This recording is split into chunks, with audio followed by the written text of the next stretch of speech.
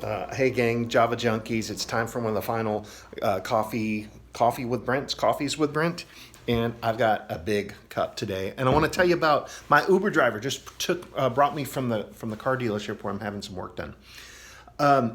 So Andrea, you can find her TL Trends on Etsy. So this conversation I had with Andrea. So here's the thing with her. So she's an Uber driver. So they talk about hustle, right? She's an Uber driver. She has a full-time job, and she's also got this side hustle on Etsy, the TL Trends. And what's cool there is, she had this job that that was really stressing her out. And she was going to do this the side hustle.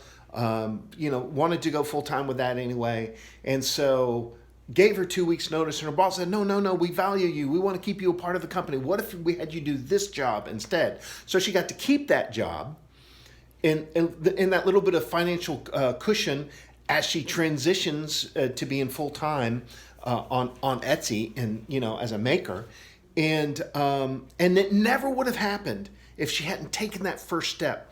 And so this is why her story really aligns with something I've been thinking about, in terms of taking first steps. And what I read this very morning in my devotional reading, which is the story of Jesus and the 10 lepers. Now in this story, there's 10 people with skin diseases, some sort of skin disease, and they're begging Jesus, and they can't even come close to him.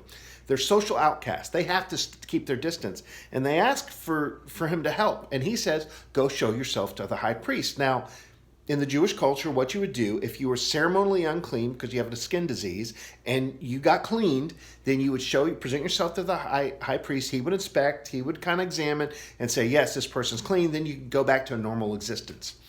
Well, so Jesus tells these 10, go show yourself to the priest. And the purpose of this story, people generally really focus on the fact that only one of the 10 came back to thank Jesus. But really, what stood out to me as they left, and as they were going, they were healed. All right, so they didn't stay. They didn't wait and say, "Well, why should we go? We're not healed."